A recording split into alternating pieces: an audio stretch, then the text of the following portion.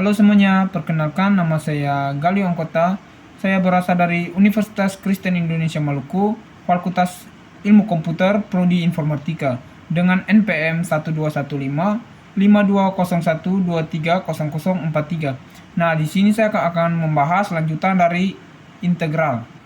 Yang pertama di sini ada integral fungsi irasional. Adalah integral dari fungsi yang mengandung akar atau pangkat rasional atau pecahan. Nah, biasanya berupa integral f x akar x akar ax tambah b akar ax pangkat 2 tambah bx tambah c sampai dx. Nah, sini ada satu contoh metode penyelesaian integral rasional. Contohnya itu substitusi aljabar. Nah, misalnya integral x 1 pangkat 2 dx sama dengan 1/3/2 x 3 per pangkat 3/2 tambah c sama dengan 2/3 x pangkat 3/2 tambah c. Selanjutnya, integral tertentu. Integral tak tertentu adalah suatu fungsi baru yang turunannya sama dengan fungsi aslinya, tetapi tidak memiliki batas-batas nilai tertentu. Integral tak tertentu biasanya ditulis sebagai integral f(x) dx sama dengan fx tambah c, di mana fx adalah fungsi primitif dari fx dan c adalah konstansa. Nah, contohnya itu integral f kuadrat 2 dx sama dengan 1/3 x pangkat 3 tambah c. Nah, di sini juga terdapat beberapa poin penting. Yang pertama itu kegunaan integral. Nah, di sini memiliki kegunaan yang sangat penting dalam matematika, fisika, teknik, ekonomi, dan berbagai bidang lainnya. Nah, di sini kita akan menghitung volume benda putar. Jika sebuah kurva diputar menggilir sebuah sumbu, misalnya sumbu X. Nah, integral ini bisa digunakan untuk menghitung volume benda 3 dimensi. Contohnya itu V sama dengan Pi integral B sampai A ke fungsi X pangkat 2 dx. Baik, selanjutnya itu luas daerah. Nah, yang pertama luas di bawah kurva. Y sama dengan fungsi X.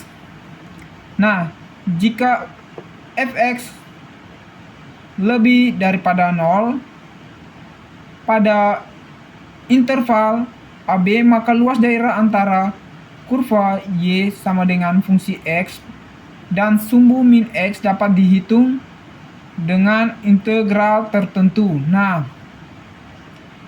L sama dengan integral B sampai A ke fungsi X dx. Nah, contohnya itu L sama dengan integral 2 ke 0 pada X pangkat 2 dx sama dengan 1/3 pangkat X pangkat 3 dari 2 ke 0 sama dengan 1/2 kurang 1/3 sama dengan 8/3. Kedua, luas antara dua kurva. Y sama dengan fungsi X dan Y sama dengan Gx.